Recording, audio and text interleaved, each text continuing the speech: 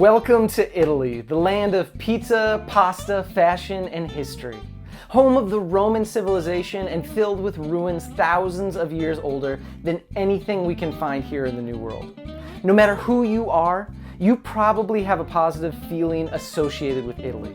Whether it came through books, movies, television, or even clothes, Italy looms large in our culture as a romantic, almost dreamlike destination. That's certainly true in Jenna Evan Welch's enormously popular book, Love and Gelato. In this story, Lena is spending the summer in Tuscany, maybe the most stereotypically romantic part of an already romantic country, after her dying mother sent her there to meet a father she's never known. Though she's not exactly in the mood to turn this trip into an adventure of a lifetime, she's soon swept up by Italy's charm. Who couldn't see that one coming? After meeting Ren, a charming local, of course we need a love story, Lena finds herself smack dab in the middle of her own Italian adventure, eating and dancing her way towards a hidden family secret that's remained sealed up for too long.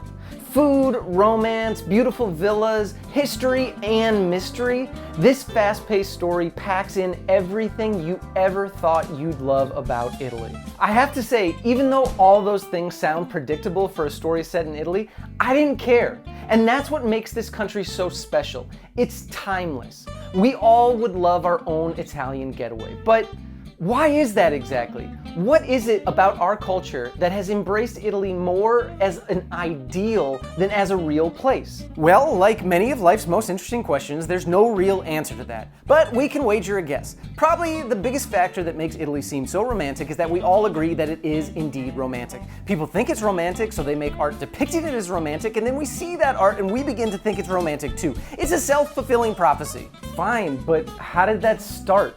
No one knows exactly. Just try. Well, it probably has something to do with Italian history. Italy is home to the Roman Empire, the inheritors of the earlier Hellenistic traditions of Greece. At its peak nearly 2,000 years ago, the Roman Empire stretched from the modern-day UK through North Africa and even into Asia. Everywhere the Romans went, they constructed monumental architecture and roads that can still be seen today. In fact, when we Westerners think of ruins, what we see in our heads is probably Roman. So much so that we've modeled some of our most famous buildings on the Roman style. And this isn't an accident. There's something really appealing about the idea that what we make in our own lifetimes will last forever. And for the Romans, that's essentially what happened. We all know about them. We can even see their buildings still standing today. Some of them as large as modern-day sports stadiums. That's only part of the story though, because there aren't any Roman ruins in the United States. So how exactly did Italy begin to loom so large in our own culture? Well, for hundreds of years, rich Northern European young men would be sent on what was called the Grand Tour, essentially a rich kid's trip through France and Italy. Like Lena in Love and Gelato, they basically fell in love with what they saw, and who could blame them? The Colosseum is a lot more impressive than Stonehenge. Well, yeah. The food they ate was from some of the best ingredients in the world. I do like spaghetti a lot more than potatoes. And the countryside and weather was better than anything they'd ever experienced back in England or northern France or Germany or wherever they came from. I definitely prefer the sunshine. Wow, real original take. Now pay attention. Some of those young men on their grand tour came back to their home countries and wrote about what they experienced. Like Lord Byron, one of the most famous of the romantic, hint, hint, poets. He wrote, "And now, fair Italy, thou art the garden of the world, the home of all art yields, and nature can decree. Even in thy desert, what is like to thee? Thy very weeds are beautiful, thy waste more rich than other climes' fertility. Thy wreck a glory, and thy ruin graced, with an immaculate charm which cannot be defaced." Thanks to all these pre-modern 5-star Yelp reviews, an idealistic picture of Italy began to take shape.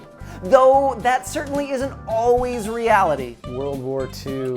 The idea took hold in the Western mind nonetheless. Since then, Italian food, film, and fashion have only strengthened this idea that Italy is romance and romance is Italy. Does that help? Yeah, totally. Thanks. So that's it? No more questions? Yep, I'm gonna go make some spaghetti now. Oh, okay then. Well, ciao!